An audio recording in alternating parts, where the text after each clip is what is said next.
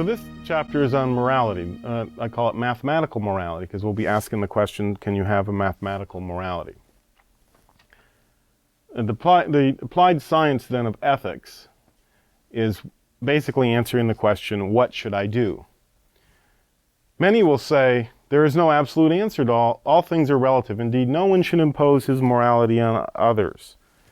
That's sort of the battle cry of the current state of moral thinking. Steven Weinberg said that ethics is unlike science in that there is no way to determine what is right. He said in an interview that I saw on TV that one just tries to find people that agree with him, and there's no way to really talk to people about it. Now, this is moral relativism, and the doctrine of you can't tell me what to do because you have no right is the doctrine of moral relativism. But it's not always been so prevalent. Richard Feynman, the famous physicist that we talked about, responsible for the so-called Feynman diagrams in quantum electrodynamics that revolutionized quantum mechanics, says that all can agree on practical morality, and this is in the early 60s, saying that indeed he wanted to parallel it to modern physics. Now, he did say that people can't always agree why what they're doing is right, but they say that all can agree on a practical morality. And he wanted to parallel to modern physics to have a science of the externals of morality, not knowing why you're doing it, but just what you should do. He does not think views on the universe affect the way one thinks about morality. He says they're totally independent. Yet he is proposing an empiriological, a mathematical morality, if you will. He sees a future where we forget why we believe things as long as we believe in the same actions. Are morals relative in this way, or are they empiriologically accessible the way Feynman says? These are kind of questions that are naturally brought up in our cultural milieu. To answer these things, like usual, we have to make some distinctions involving understanding the way the world is. But let's start with where people are now, moral relativism and its key statement: no one should impose his morality on another. One should not impose one's morality on another. Another way of saying it is there is no reason one could give one the right to tell someone that I am doing wrong.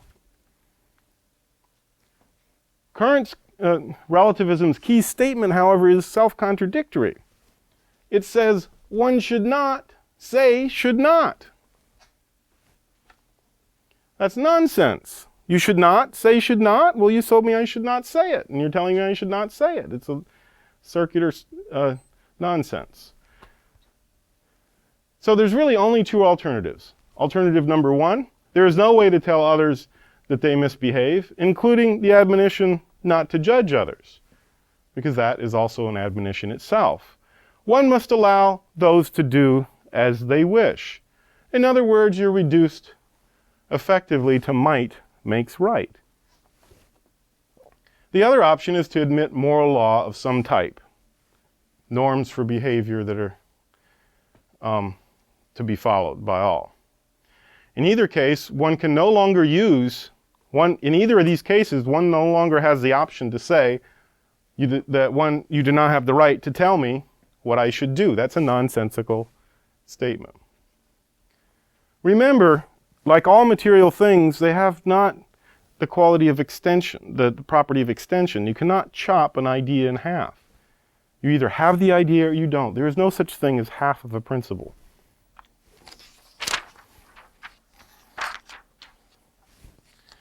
So is morality purely relative? Well, we're going to get to the answer to that, but let's keep following a line here.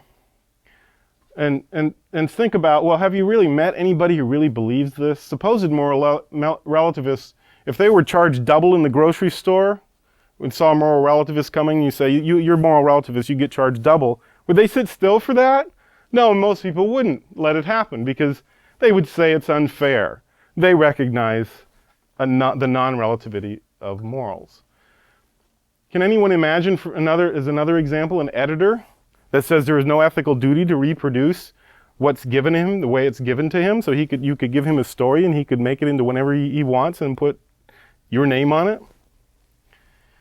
What about if this same relativist child was kidnapped? Would he not be morally outraged? How could someone do such a thing? And more than that, most of these supposed relativists would feel some guilt if they saw one of these things happening and they had it within their power to do something about it and didn't. They would feel some guilt. And this all reveals the spontaneous infrascientific recognition of moral rights and duties.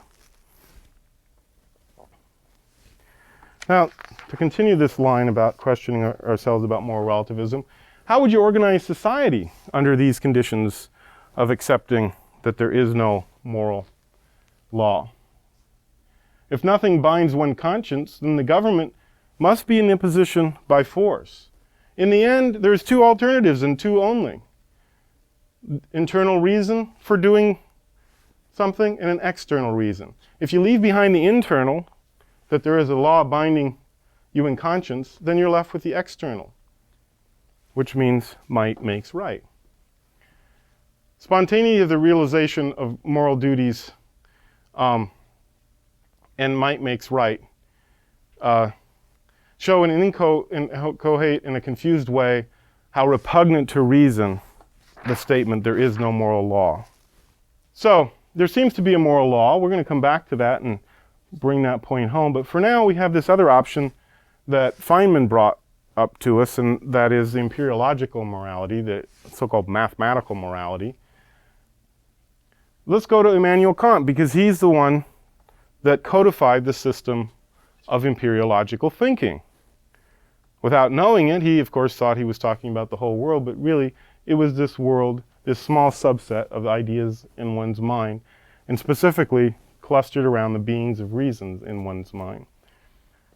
Kant says there is a moral law, but remember, in the pure sciences, he's abandoned any knowledge of things, so he's left basing his premises on beings of reason, not connected with the real world. And in the end, he's left with saying anything that's logically consistent. So this is basically a framework for moral relativism. So Feynman's approach then, the purely empiriological approach, is at bottom the same thing as moral relativism. In general, the empiriological, remember, is a tool of a larger science. In the case of the empiriometric, that is the study of the physical world as quantitative, that was a tool to understand what's going on in the real world. And in this case, this is going to be a tool of the larger science of ethics. It can only be a tool, but if you leave behind what you're doing with the tool and just keep the tool, if I have a hammer and I refuse to use it to build anything, then I've kind of have an absurd situation. I do have an absurd situation. We left in Kant's situation of having no reality to ground, but only sorts of metaphors and models to work by. Mathematics, furthermore, works for physica because the first accident of this material being, and remember we're dealing with a type of material being that is a very low level of being, so it's very close to that first accident of quantity, so it works very well there. But in morality, we're dealing in an immaterial realm, this internal realm of conscience, which lacks extension. Remember, the property of a non-material thing is that it does not have extension, it does not have quantity. Hence, the mathematical mode of explaining there is not going to work very well. It's going to work very poorly because you're using something that doesn't directly relate to it to explain it. And to give an example of, and this is a common way of thinking of empiriological, you will see this on TV where somebody wants to decide whether divorce is good or bad, and they will do a study. And this is basically looking at the world of morality in the lens of the mathematical after the model of physics. And physics, again, it works for physics because physics is dealing with things that are close to the quantitative. Morality, on the other hand, we need to emphasize, has no aspects of that first accident quantity at its base. So it only applies to it sort of obscurely. But let's give an example of what would happen. Let's say you just want to do this empiriometrically. Try to model yourself after physics. And sort of by metaphor say, well, that physics is so successful, I'm going to do the same thing over here. So you do a study. You study the number of people that get murdered in a year in a given city. Then you study the number of people that lose their jobs. Or say the number of jobs that are available. And let's say you find a very high correlation between the increase in murders and the drop in jobs available. Well, let's go through the problems. Well, the first is sort of a mathematical problem, and that is to know whether the correlation is real or accidental. And you can't really ever come to conclusiveness on that, but you can at least handle this one and kind of get it a little bit under control. But the problems get worse.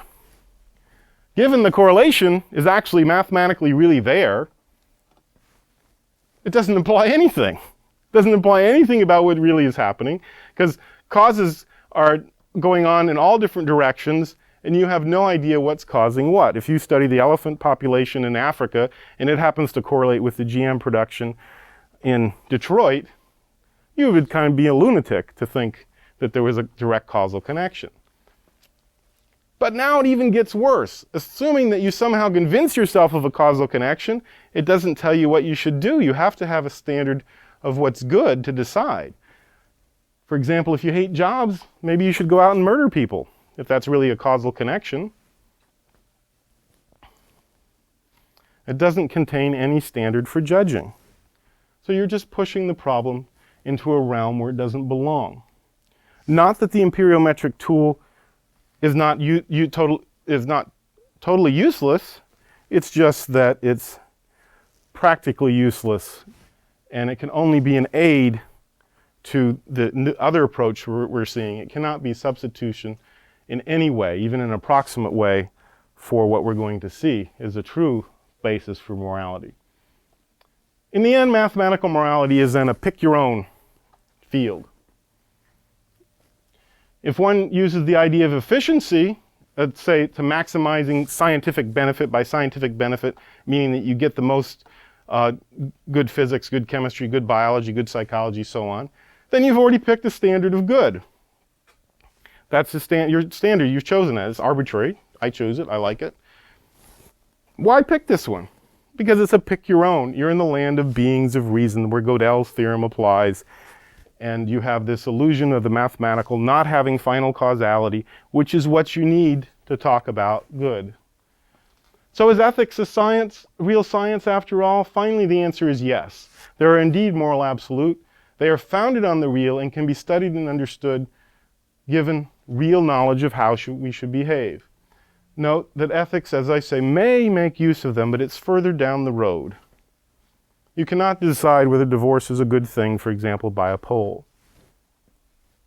You have to look at the natures involved and see whether it's consonant with the natures involved. To find this science, we must move to put first things first. So we have to back up. Remember, our tendency in our modern culture is to jump way up here on the tree and then try to find our way back. And what happens is up here we don't have all the principles we need, so we end up going over there somewhere. We need to start down here with things that we know and proceed outward. So what's the foundation? Well, we have to start with the transcendental called good. Good is in turn related to final causality, remember. Let's start with our perception of change in material things, which is evident to everyone. Change, again, is a reduction of potentiality to act. Potentiality, again, only means something with respect to what actually is. And remember this order, this ordination, that I like to use this example of if you have hydrogen gas and oxygen gas, which you'll see in this video, and you put heat to it, poof, as you saw, the hydrogen oxygen gas turns to water every time. It's ordered to happen that way. In empiriometric terms, by explaining that the fields act in specific predetermined ways on a body such as electrons, you see the same thing. You have, again, Maxwell's equations that describe if you have an electron, how that field will cause it to react, and it'll act in a preordained, foreordained way. Ordination implies foreordination. So, with the statement of the principle of finality we can put down, and we can start talking about morality. Every agent, insofar as an agent, acts toward an end. Every agent, insofar as it is an agent, acts towards an end. And if an agent were not to determine to some particular effect, it would not do one thing rather than another. Consequently, in order that it produce a determinate effect, it must be determined to a certain one of those possible effects. And that effect that it is oriented to has the nature of an end. And again, we're dealing with an analogous use of the word of being. Being is what we're talking about in all these things. Human nature is going to be the basis for everything we're talking about. Remember, man is a material being with the nutritive, sensorial, intellectual powers. And remember, with any kind of knowledge comes an appetitive power. The appetite power is associated with the intellect is the will. And remember, when we judge something to be good, we're attracted towards it. Now, all things are good insofar as they are. Evil, remember, is a privation of the good, something that a thing should have but doesn't. We can say ontologically all things have a natural appetite for their completion. So this is, again, an analogy. And we can say in an analogous sense that they love what they're going for. They're attracted to what they're going to do. Remember, we talked about the hydrogen and oxygen forming under heat water. So there's a love, in this extended sense, of this end of creating water. At the inanimate level, an agent is oriented towards the completion of the potentiality in another. Appetite and love are used analogically here, for they don't imply a volition. They do not imply that the thing really loves. It just has this similar being-oriented behavior. This being has an end. All created being has ends that outside of itself, that's the source of its action. This is not merely metaphorical. It is ontological ordination that we're talking about. Real ordination. So remember, good is a primary thing. It's being one of the interchangeable aspects of being. So it cannot be defined, but it can be pointed at. So good in the broad analogical sense is the desirability of a thing, in this extended sense of desirability. It increases in amplitude in meaning as we ascend the scale of being. For good is being under the aspect of desirability. As essence was being under the aspect of intelligibility. Truth was being under the aspect of intelligibility. At a low level of being, like hydrogen gas and oxygen gas, they're attracted towards the good, which is water. The good of plants is to assimilate chemicals into their leaves and stems, thereby completing the potentiality in those chemicals, pulling those chemicals up by making them part of themselves, raising them up. Every created thing then acts to perfect itself and to perfect another. Of course, this applies only to real being, not beings of reason, like evil. Evil is a privation of being. It's a lack of being that something should have, but nonetheless a lack of being. So it cannot apply, this principle, like all principles of beings, don't apply to things that can't exist outside the mind. Only to what is good then. All things exist for themselves in operation, to overflow themselves by action then. As Maritain says, every being is love of a good, and this is the ground of its action. We've further seen what this transcendental good is, revealing its multi-layered, like all the other transcendentals, polyvalent and analogical character, existing on proportionally different levels. So what's the first principle of morality? We're ready to lay it down. Do good, avoid evil. Once we know what good is, this principle is self-evident. Once we know the terms of this, as we've just went through, the principle is self-evident. An agent that acts with evil, an agent cannot act with evil as its end, because evil is a lack. It cannot act towards nothing. An agent let's suppose an agent did that, then if it acted with evil as its end, it would act toward no end at all. What acts towards no end at all does not act. That is, there is no to do. for the thing to do. The absurd conclusion results from trying to deny the first principle of morality. Do good, avoid evil. But men do evil. Are you saying evil? Am I saying evil is impossible to do? No, of course not. Evil is not impossible to do. It's just that what we choose to do must at least have the appearance of good to us. It must attract us, and only real being is attractive, is desirable. If we chose a real good, if we've chosen a real good, then it will increase our being, while if not, it will contract our being. It will introduce a disorder. Remember, unity is one of the transcendentals. The more integrated I am, the more whole I am, the more I am. The less integrated, the less ordered I am, the less I am. So we need some more distinctions to continue. Moral action takes place in two realms, as we hinted at. Its primary sphere, the formal sphere, is the internal, the intellect together with the will, in acting in our substantial form. The second sphere is the material sphere. It's the external world. Man then decides, and he acts in the world. When I consider something as good for me, I'm attracted to it. It is a predicate waiting for a subject. So it's this dangling predicate that's going to call for a subject. The morally good, what you should do is what is really good for you. So this is self-evident because what is good for me implicitly contains the I should do it.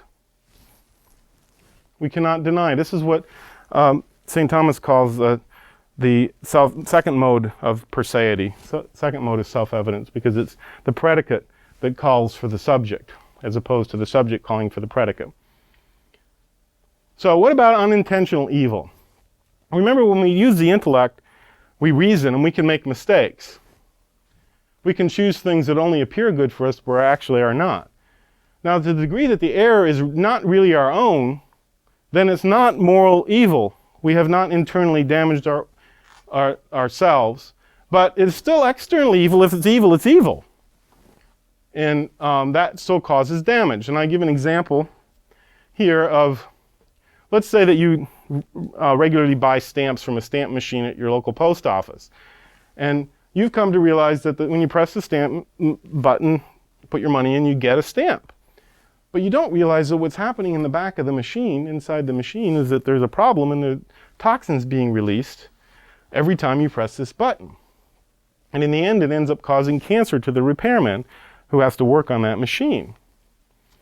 Now, you haven't, your limited knowledge, you didn't know that this was happening, so you're not morally responsible, and it doesn't damage you internally, but the external evil still results.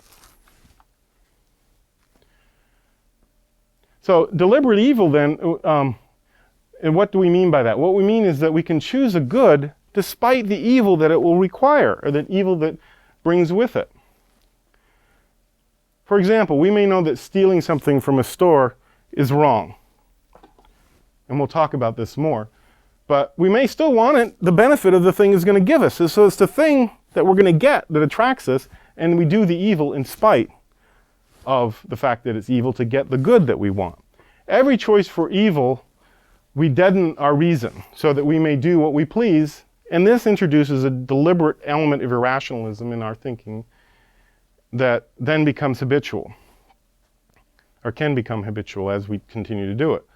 We always do evil, again, under the auspices of an attracting good, of a real good. Even suicide, when someone does suicide, he's thinking that it's good for him to be released from life. So, this first principle, do good, avoid evil, cannot be denied. It's a self-evident principle once you understand the terms. We decide what is good for us by reasoning. Reasoning, moral thought then is based on conscience. Conscience comes from the Latin word with science, with knowledge, conscientia. So conscience is nothing else but the mind of man passing moral judgments. The mind of man trying to figure out what he should do and what he shouldn't do. And like all things to do with man, there's a subconscious element. There's this infrascientific element where we figure a lot of things out kind of in the background. So what is good for us? Every act involves ontological good, because everything that is good to the degree that it is. But what specifies what's good for us? Well, reality does. Our nature and its proper place in the universe specifies what is good for us. We must conform ourselves to reality. Remember the top level science of truth is conformity of mind to reality. In the medium sciences, the applied sciences, we're conforming ourselves to reality. In the process, we find ourselves, not lose ourselves. And some images. Again, we're creatures that use images, so it's helpful to have these things floating around. The world is like a tuning fork. If we sing the right notes, it sings with us. If we don't, then they don't. And given a musical score with words and a chorus, one can sing according to the words and chorus and increase the harmony, or one can go opposed to it and decrease the harmony. Now, this metaphor limps severely because it implies that you can just go somewhere else and do something else, where in our actual state, moral life, we have no such option. We're here, and everything we do is either for good or evil. Our moral life involves not some part of ourselves, but the whole of reality, all of ourselves and the whole of reality open to us. We choose to use our reason to act in accord with reality or against reality. Moral evil is then in the end inscrutable, because in the end it's irrationality. Recall physical evil like that found in the animal kingdom can be shown to be good relative to a higher plane. Moral evil is not a disorder that can be shown good to relative to a higher plane within the created order. It is an absolute good within the creative order. There's no relative good within the creative order that can be referenced to. So what is good for us in the sort of big picture way? Well, we saw that in being in the physical world, that there were accidents that inhere in substance, that things like red or hardness that must exist in another thing. And those were accidental beings. And we also saw there were some things, there had to be things that exist of themselves. And so an analogy to this, we can talk about accidental goods and substantial goods. They can also call them useful goods. The accidental we can call useful goods, and the end goal is kind of our substantial good. So for example, if I wanted to take a trip to Yellowstone, my substantial good would be to get to Yellowstone. My accidental good would be the things I have to do along the way to get there, stay at a hotel a couple nights or whatever it is. Intermediate goals, if you want to call it that. As we saw, though, in the last chapter on God, there must be a final, ultimate goal of the substantial goal.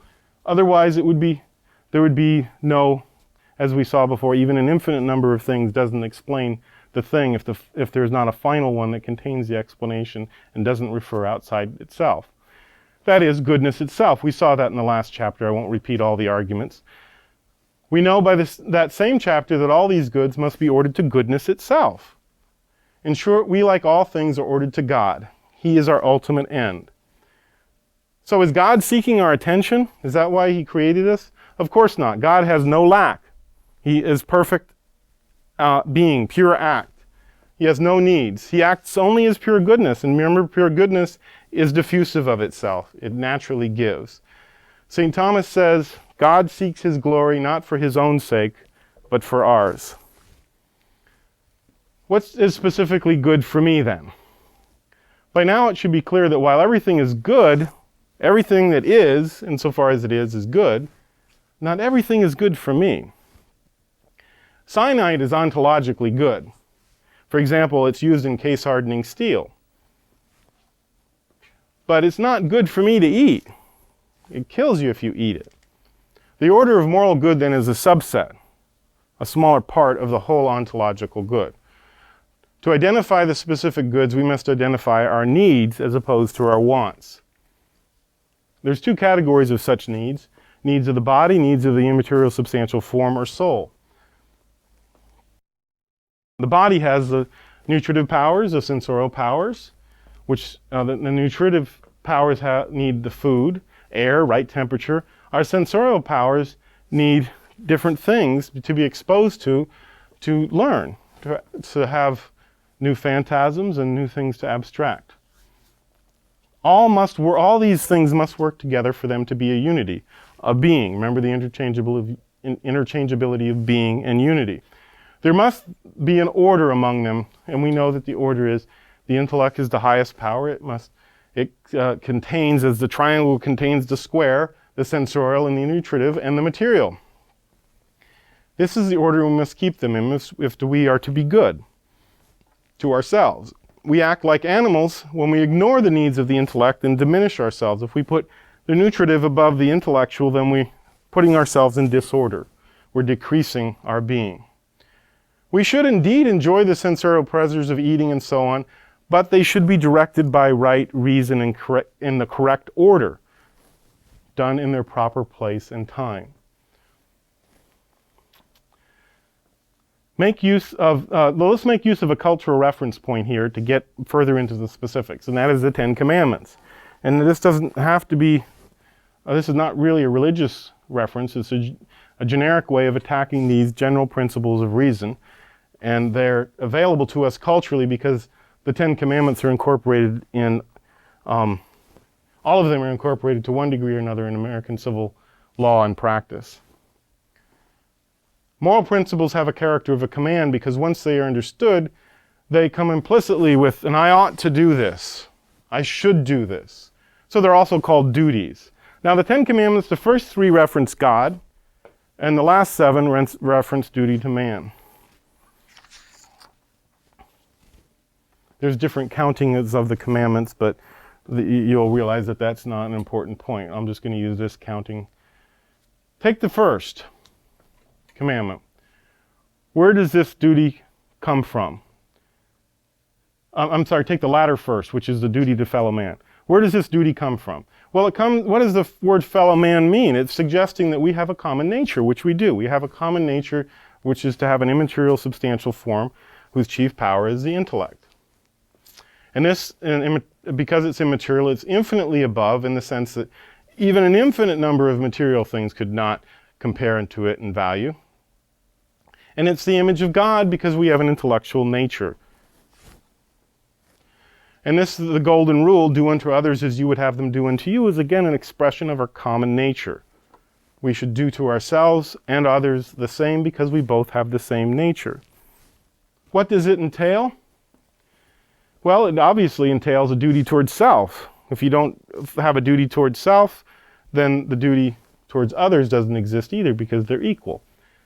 So let's take one of these commandments about your fellow man. You should not steal. Our dignity requires this because there's a need that's attached to it, and that is to have some control over some part of the world.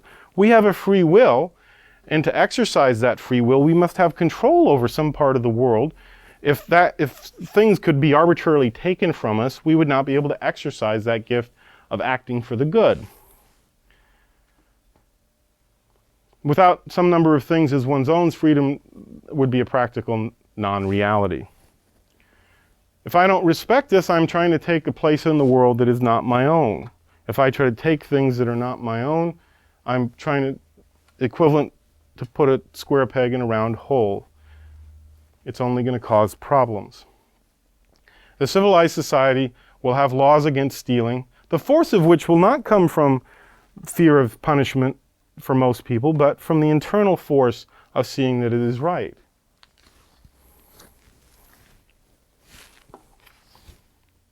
Even more forcefully, we see that and feel the truth of the duty not to kill an innocent person. An individual person, as we've seen, is created directly by God because he has an immaterial substantial form. And only God therefore has sovereignty over that created life. One can understand that a man might forfeit this right to bodily life by brutally killing and torturing innocent people, for example, with no willingness to stop. But killing a man that has committed no such offense is equivalent to trying to usurp God's sovereignty. Because such a man that you're trying to kill who's innocent of such crimes has the same status with respect to the moral realm as when he was initially created by God. So it's as if at the moment that God is creating him, you're trying to stop him. So thus one is putting oneself right straight up against one's ultimate good. not a smart thing to do.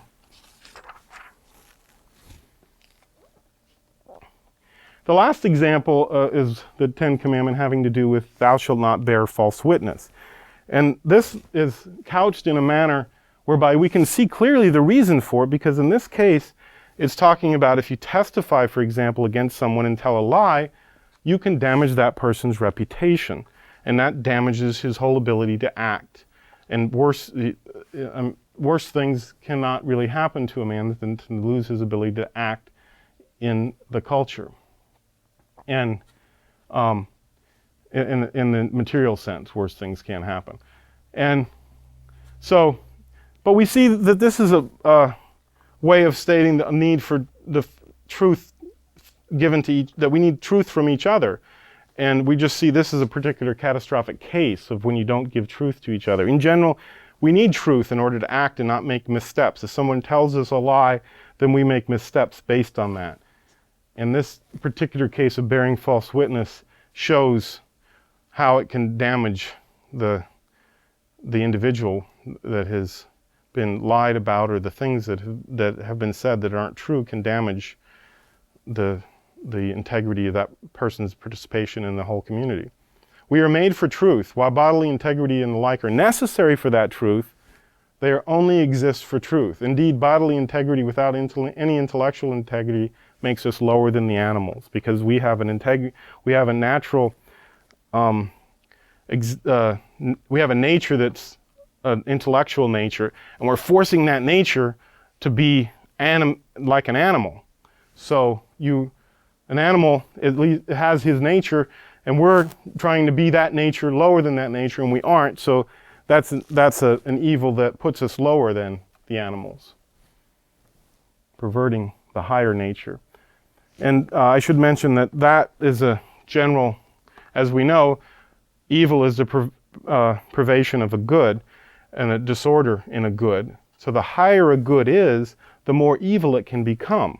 A man can become very evil. You can think of Jack the Ripper as being much more evil than you can ever think of a slug becoming evil, because to be evil, you have to first have some good to pervert.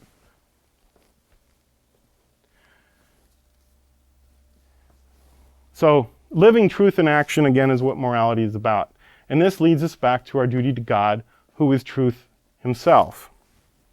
And we'll return to this in a moment. But for now, we have to note that everything that we do is either good or evil.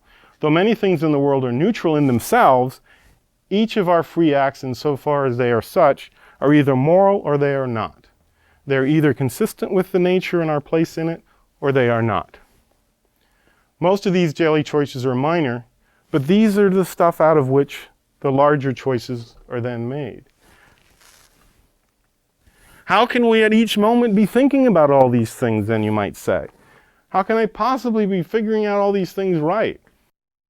And this, you might add, is compounded by another disorder that I notice that happens from birth. If you've had children, you probably noticed this, that a child will choose harm rather than listen to his mother, who's been right many times before. He wants to climb up on that chair, and he's seen that he falls down and he hurts himself, and his mother is telling him he's going to, but he does it anyway. We have a sort of inclination that we're into disorder that we're born with. So we have that on top of having to figure all this stuff out. How can we ever do it? Well, the answer is we develop habits, second natures. Now, there are two types of habits, the voluntary and involuntary. Involuntary are part of our sensorial and nutritive natures, breathing, the pumping of the blood, and the natural activity of the brain. When in their proper order, when they're working right, they're all at the service of the voluntary actions. But more importantly, we have a subconscious that's partially controllable by us and by our voluntary actions. And we can form that subconscious or deform it by our habitual actions. Scientists, for example, become accustomed to how to solve a problem in an experiment because they do it over and over again. And if they do it right and they get good at it, they can do it without having to think about each little step. Similarly, liars become good at lying. It takes them no effort to be convincing while they're lying. Those who tell the truth have a hard time if they decide to tell a lie. And similarly, if these liars decided to tell the truth, they'd have to resist that inclination when they come to the point of wanting to say something that's true that is against what they want people to think. So, habits of doing goodwill will help rule our disordered nature. But it's the coaches saying, no pain, no gain.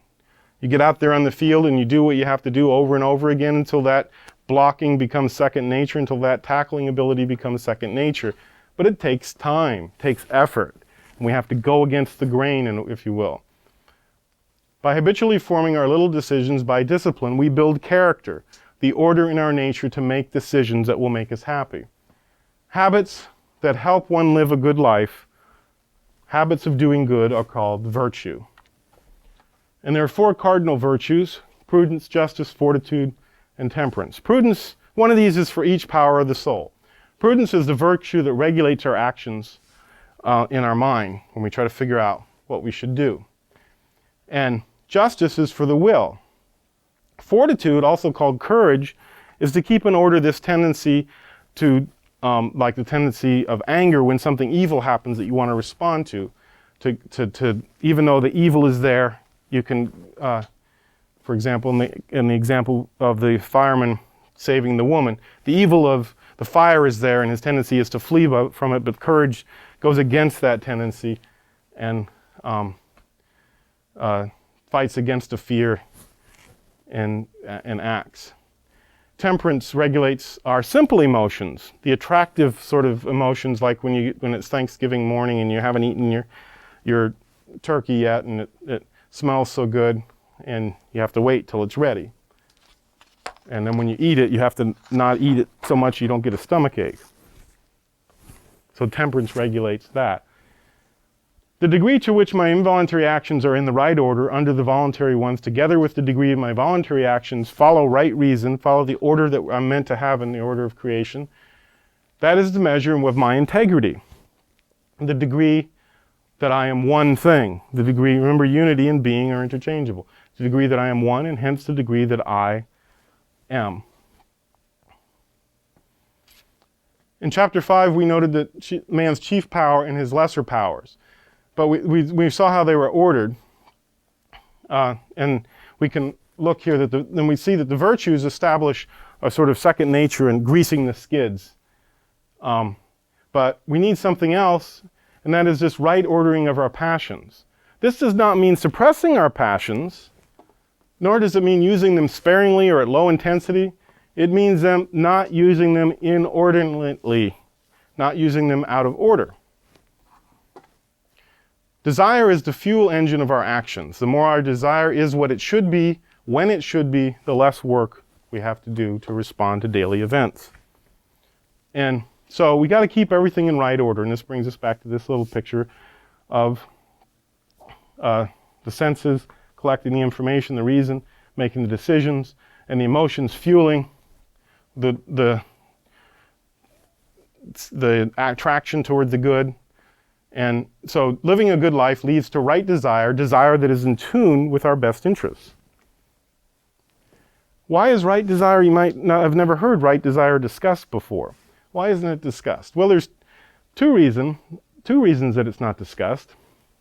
And that is, the first one is the abandonment of reason, and hence the whole concept of order and morality. Again, what happens is the imperiological takes over, and people have the illusion that they can decide things by mathematical as I call it, mathematical morality, math studies, polls, so on.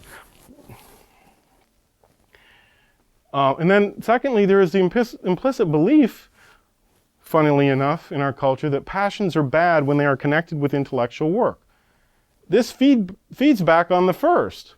Emotions have their proper place.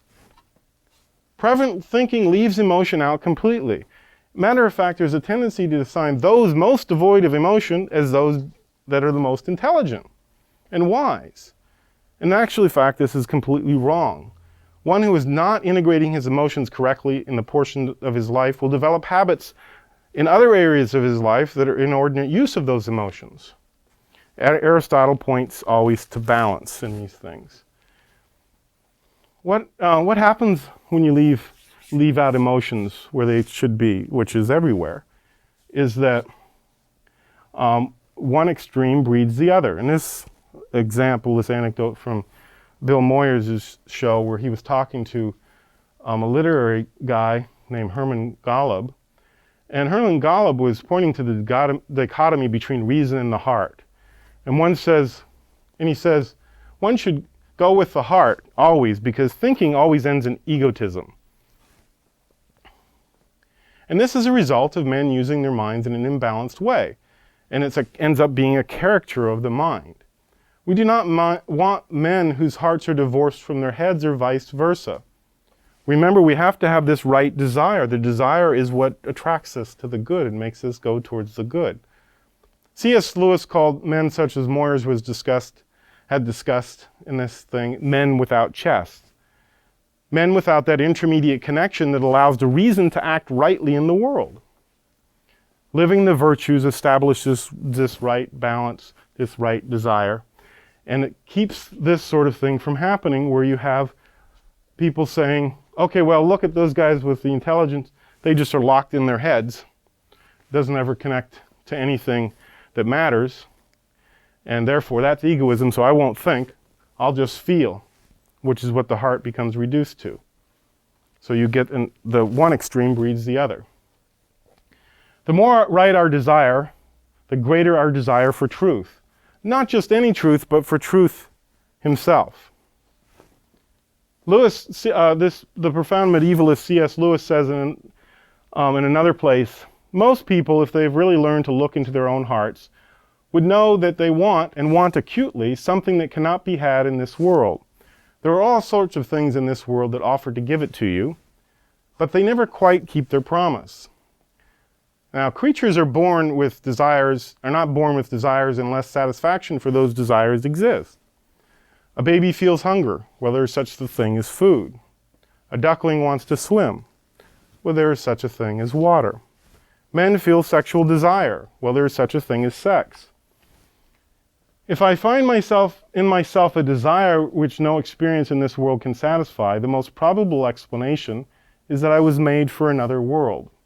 If none of my earthly pleasures satisfy it, that does not prove the universe is a fraud. Probably earthly pleasures were never meant to satisfy it, but only to arouse it, to suggest the real thing.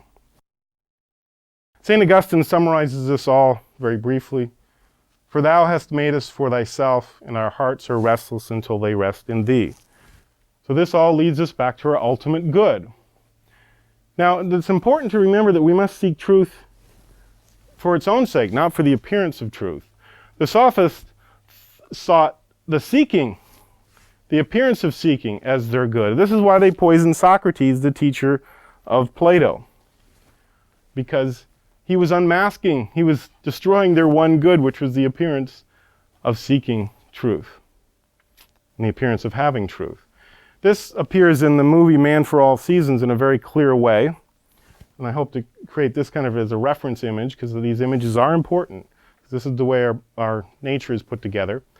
And what happens is he's asked to deny the supremacy of the papacy in the church, and he believes the papacy is supreme, but he's asked to deny it by Henry VIII, because Henry VIII wants to divorce his wife. And he refuses to do it, but his daughter in the movie tries to convince him to do it. She says, after all, just say it and don't really mean it. And he explains that he's holding his very self in his cupped hands when he has to make this decision. If he lies, he lets his very self out, because it has to do with our own being, the highest part of our nature, which is our intellectual nature. Now, uncaring about truth is not for days past just in St. Thomas More's time. I know renowned scientists who have told me to their face that it doesn't matter what's true. So we have this problem, and it comes from lack of philosophical and moral attention. And part of the confusion comes from this refusal to make the distinction between the empiriological and the ontological, or the inability, I should say, to make the distinction. All we said can be summarized by saying we seek to be happy. No one can deny this. Everyone will say he wants to be happy. The content is what is needed, and our analysis has provided that content. How we become happy, what makes us happy. Happiness consists in seeking, finding truth himself. We do this in our daily actions in 1,000 little and a few big ways. Aligning oneself with what is really good can only increase one's degree of perfection, one's being. It doesn't mean that one will feel happy all the time, but one will be doing what's necessary to bring himself to his ultimate end, to his ultimate need, which will fulfill him. How does intention affect happiness? Well, we've seen mistaken in reasoning, doing something evil unintentionally is not a distortion in the moral realm.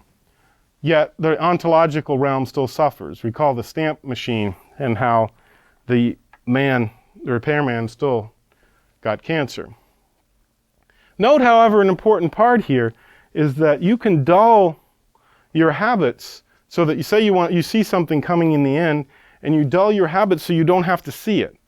And that makes you more responsible, not less, when you come to it and you don't actually see it because you've dulled your intellect so you don't see it when the time comes.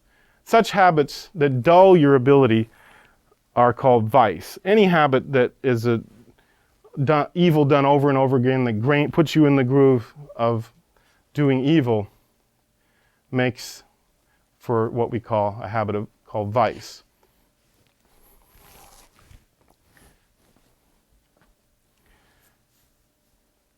The ends and means. One may do evil because it is a part or on the way to good. Remember, we never are attracted by the evil itself. The evil is a lack of being. We're attracted by the good. And the evil that comes along with it, or that is a part of it, is we accept as something you have to do to get that good we want. For example, there's a Princeton University philosopher now who is maintaining that you can kill a child up till he's 1 year old if you don't, whatever reason is, if you don't want him. And the good he's seeking here is the quiet, the freedom for himself and others to live their vocation or whatever. But it's at the expense of an innocent person. Similarly, a politician might say, well, this bill is really important. We've got to get this bill passed because it's so necessary. And in the process, he'll say, well, I'll have to cheat a few people to get there, of course, because that's the way we have to do it. Of course, this person is trying to play a role that he's not been given. He's trying to play what I call the role of the cosmic fixer. He's trying to redo creation in a different way than it's been done. He puts himself in the place of God, implicitly saying, I know better than the first cause. Acts as if he can create that new, better order. He will be less happy, of course, less himself, for having gone against his ultimate end. And this will end up coming back sooner or later on himself. Confucians call this the Tao, or the way. The common man says what goes around comes around. The end result of it is the end never justifies the mean, in contradistinction to Machiavellians. So, are we saying atheists are not moral and will not be happy? Well, it depends on what you mean. If they truly reject God, including any explicit acceptance of him by the acceptance of the order he established, the answer is absolutely yes. However, the reality is not so simple. Many are not denying God. They're denying something that goes by that name, but they actually hold him a high place in their heart. Many, but there are also many who, we don't know numbers here, but there are also some who refuse to allow themselves to know God, and then, of course, that responsibility, to the degree that it's deliberate, is there. And so that determines the degree of responsibility and the degree that they are not moral and not happy. In the end, those who really love God but don't recognize the name will acknowledge him at least implicitly. As Nietzsche says, the will to truth, the example and the witness, for example, of the scientist searching for the hidden realities of truth, while not are witness to the God of truth in some small way, or in some big ways, depending on the particular case. Scientists and morality. So modern scientists have at least an implicit respect for truth, because they seek at least to understand the quantitative interrelations among things. Yet, as we've seen, there's an affection of moral relativism, and even the relativism of truth that results from putting the empiriological first. But what made Feynman think in 1963 that external morality would be unaffected by changes in science and religion? It's an interesting question. And he's not alone. Other people have said such things. Well, part of it comes from his ignorance of sound philosophy. Partly it comes from an interest in imperial thematic and mostly imperiometric, actually, science that blinds him to other things. Remember, the mathematical has a very limited part of the world left in it. And it has left out the final causes, left out motion, and so on. But also partly comes from his experience. He was seeing students that would come in and would start along at one path and then return to the path of traditional morality. Well, how did this happen? Because we have to explain this. He saw this. Did they figure it out on their own? Did they just come out and figure out, after all, morality is based on reason? You can figure it out. Well, don't forget, you have this disordered nature, and it's not easy to figure out. You have to put a lot of intellectual effort into it. So it would be extremely difficult, not impossible. But the thing that makes it hard to believe, almost impossible to believe, is that you're in an academic milieu. For example, his academic milieu was the California Institute of Technology. And in that academic milieu, you're being told that you can't figure it out. I mean, Feynman, after all, is telling us that there's no way to figure it out. It's sort of practical. You don't think about it. And so they're telling you can't figure it out. And so nobody's going to, for example, it would be equivalent if you were going to study general relativity, Einstein's theory. But everyone around you was telling you you'll never figure it out. You would never do it. It would be impossible to learn it. We come back to our cultural milieu where we talked about that we need this improper knowledge that we get from the larger authorities around us. And the point is that what was happening in the early 60s is there was a larger cultural Christian milieu that was impinging on the university. And that's where these students got their information. They got this improper knowledge from the culture, and it was impinging on the university, making people behave in the ways according to its norms. So the old doctrine was still in the air despite the new doctrine being taught. It keeps you from taking it completely seriously at first. You have these old ingrained habits that die slowly. So you have this inertia basically inherited from your ancestors. The Christian worldview, the Catholic worldview was still strongly in the air. So this is why it's so important to bring moral philosophy to the fore. Because if we don't, sooner or later, this new doctrine will replace the old doctrine completely. Of course, it can never really in the mind of a thinking man, because it makes no sense, but it can in the habits and the actions of the culture, and that will make it harder for these reason to come to the surface. It's like the proverbial frog. You may have heard the story that if you take a frog and you stick him in boiling water, he'll jump out almost immediately. But if you take him and you stick him in lukewarm water, and then you slowly turn up the heat, then by the time he realizes what's happened to him, he can't get out. Are we squandering this inheritance then that we've gotten?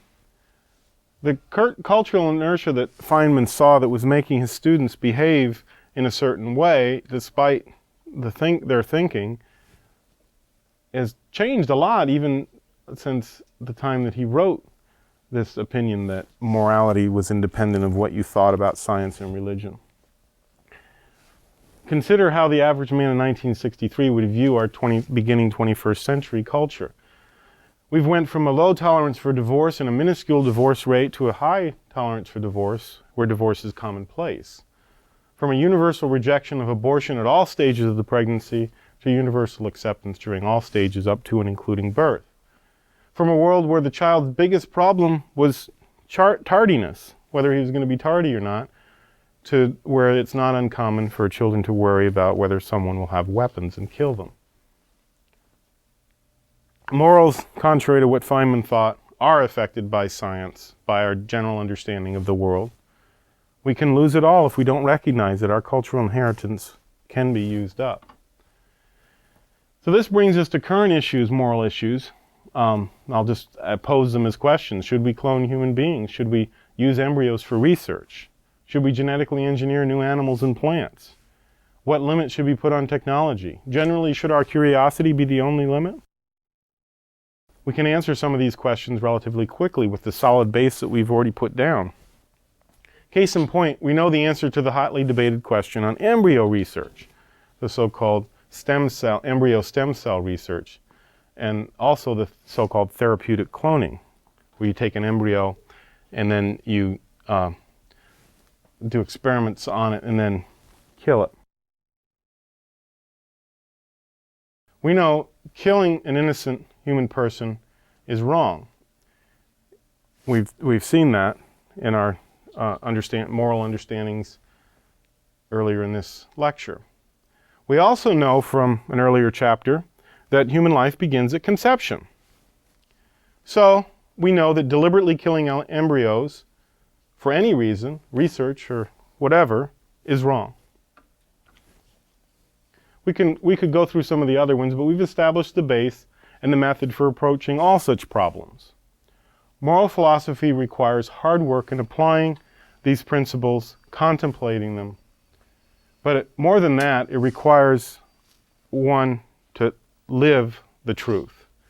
For in living the truth, you become connatural with the good, and you become more able to see what's good and what's not spontaneously, as we said before. We build that right desire. We integrate ourselves so that these decisions become second nature. So our thought must change how we act. Can't just make it a theoretical thing. We must be willing to conform to reality. Remember, the highest science is conformity of the mind to reality. This science is about conformity of self to reality, conformity of our actions to reality.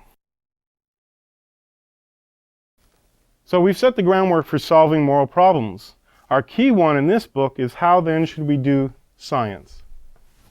And that is the title of our next chapter.